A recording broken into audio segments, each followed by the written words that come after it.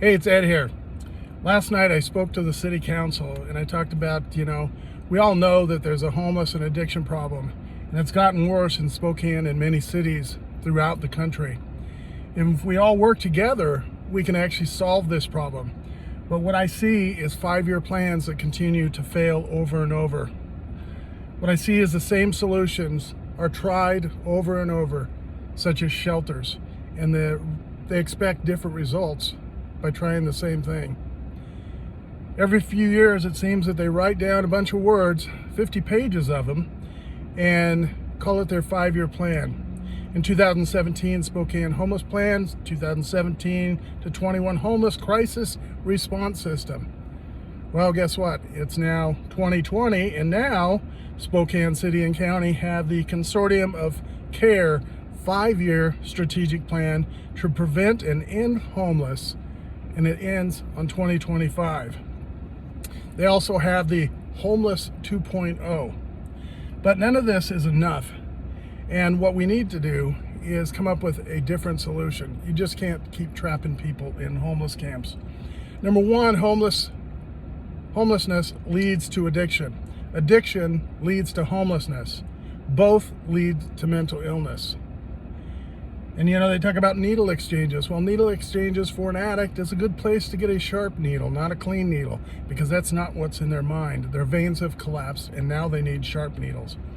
Treatment has become a revolving door for so many. And what I want to do is paint a very clear picture of what the big problem is.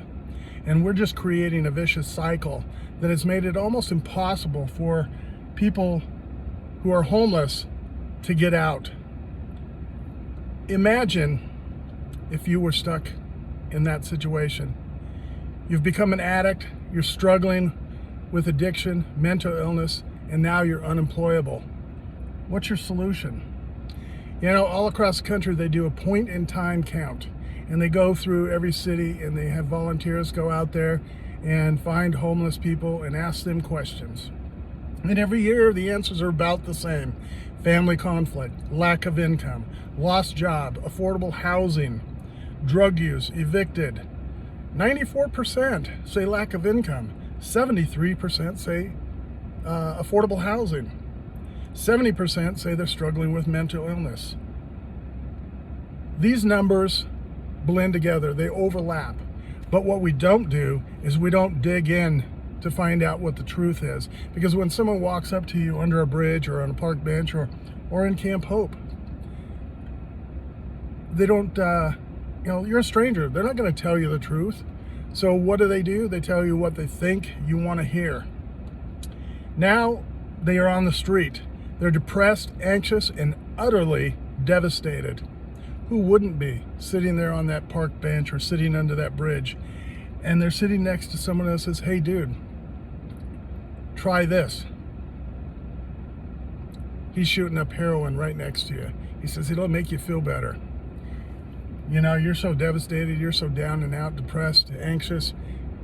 What the heck? Well, you try it for the first time and all your problems seem to just melt away. But bam, they smack you right in the face again. So now you say, well, one more time won't hurt. Well, now it's 10 more times, and now you're an addict. You're living on the street, struggling with mental illness now because of all the abuse and things that you've seen on the street, that you've dug this hole so deep, you don't know how to get out of it. And the resources that approach you just don't seem possible, or you don't deserve it. We set up all these homeless camps and shelters, and they don't seem to do any good. Then, when people do overdose, we give them Narcan. We rush them to the hospital in an ambulance and give them Narcan, and yeah, we save their life. But what happens now? Now they're in a severe withdrawal. They're dope sick because you just ruined their high, and they're angry. But we have no choice but just to let them walk out of the hospital. And for many people, they're using within hours, if not minutes, after they get out of the hospital because they're so sick. They're vomiting, they have diarrhea, they're shaking, their muscles hurt, they're in misery, and they would do anything to get out of that. What we need to do is provide them treatment after we give them Narcan. At least give them Suboxone and get them to a counselor and get them to treatment. But no, we just let them walk out the door. And our current system just keeps people in their addiction. They're living in hell. I mean, can you imagine the hell that they live in every day?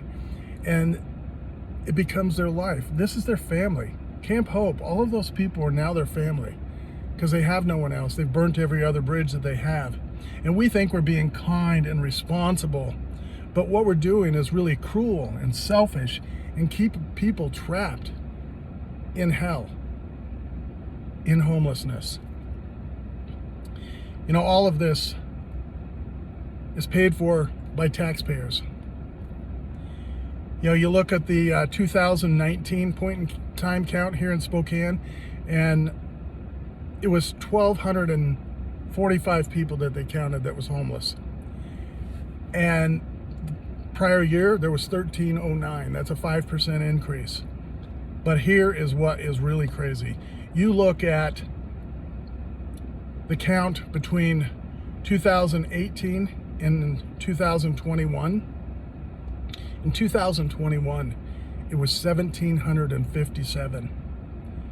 And in 2018, it was 1,309? No, 1,245. That's a 41.3% increase in 4 years. Just let that soak in. 41% increase in homelessness in 4 years. We look at that percentage, and in the last 4 years, the population in Spokane has only grown 8.47%. So homeless population is growing at a 33% faster rate than our population. You look at the violence on our streets. According to Spokane Police Department, in 2018, there were 36 shootings. In 2021, 151. That's a 319% increase in shootings in 4 years. And why did I go back 4 years? Because I want to go back and look, because everybody says, well, it's because of the pandemic. Well, let's look at over time. Let's look at a longer period of time. The pandemic was not in 2018. And in 2021, it was ending. And, we're through that. And a lot of these people did become homeless because of the pandemic. And what did we do? Well, not a lot. The murder rate in Spokane has increased dramatically. Nearly 186% in murders in the last 3 years. I couldn't find 2018 numbers. The Homeless 2.0 plan, one of the things in it says, expand the ability to intervene in the lives of people who are struggling with mental illness and addiction, and provide housing and support that is appropriate to their circumstances. Well, here's the big problem. First, housing, and I'll get into housing in a minute, but House Bill 1310 says that this program is doomed to fail right out of the gate, because state and local police and firefighters suggest that the new Washington state law prevents them from assisting in mental health or drug-related incidents. An unintended consequence of this is being seen on all of our streets, because we cannot do nothing. The police have their hands tied. Now, the city of Spokane has $1 billion budget or thereabouts for homeless. That's a lot of money. You know where that money comes from? You, the taxpayer. This camp that they're building over on Trent, and I'll try to connect some of the images from that on this video so you can see the building and where it's at. But they're spending state funds of $24.3 million. Now, last night at the city council meeting, they passed a budget for that facility for the operator for about a 13-month period to operate that of $6.5 million. And that is only going to house about 150 with a surge capacity up to 250. But let's say it's 150 to 200. That's 162,000 to 121,500 per person for that 13 months. And they said at the council meeting, we don't have all the details ironed out, and this is a pilot. I'm sure we're going to learn a lot. And they kept talking about the cliff at the end of this, because they don't have a plan if this fails. And guess what? There's no metrics attached to this as far as they have shown the public, so we don't know how they're going to measure success or failure. So shelters are not the answer. And why do I say this? Well, the city said this last year in 2021 that shelter count saw a 6% decrease, so 6% fewer people went to shelters, and unsheltered count went up 52%. So that is just astronomical, but they continue to do the same thing over and over and expect different results. In 4 years before this pandemic, rental rates went up 45%. One example is cited in, I think the inland, no, I think it was Crim 2, maybe a spokesman's review. Sorry, I forget which one, but this gentleman named Chris Ball, he got a call and says his rent was going up $650 in one jump. A 65-year-old woman refused to sign the lease under the terms. The Hillby Station Apartments would increase her rent again to $2,350, double what she was currently paying. Double if she didn't sign a new lease and accept the exorbitant account. Trestle Creek apartment, their rent was being raised by another $600.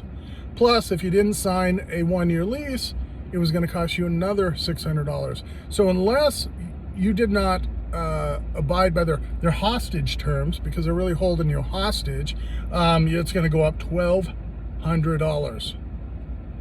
That's huge. According to the spokesman review, Spokane leads the nation in rent inflation, forcing tenants to make tough choices. Tough choices like not eat, not take medicine, not use heat. I'm sure that's what it is.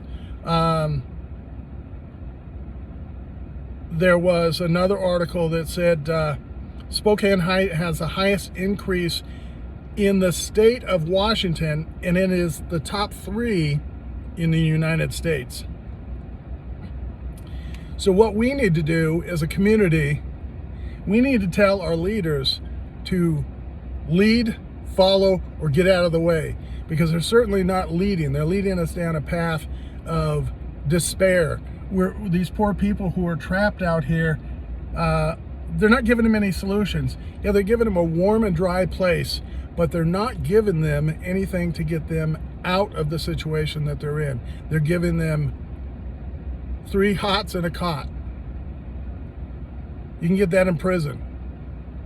And trust me, they're going to be better off in prison than they are in this camp, because security is only going to be there 12 hours a day, and then it's self-maintained. And what's going to happen when they go out roaming around the neighborhood? There's another development or a place planned up in West Hills, and that one's going to be run by Catholic Charities. And boy, you ought to hear the citizens. They were never told that this was going to happen, so they are in uproar. I mean, there was many people are just beside themselves, because now they're putting a homeless camp right in the middle of their neighborhood. And yeah, where do you put homeless people? That's a really good question. Well, you need to stop building shelters and do something different. First, we need to focus on the truth.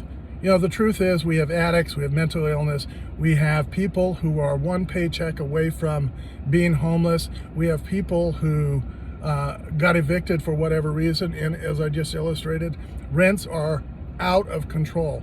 People cannot afford to live in this city. When your rent goes from $1,100 to $1,800 in one jump if you don't sign a lease, that's highway robbery.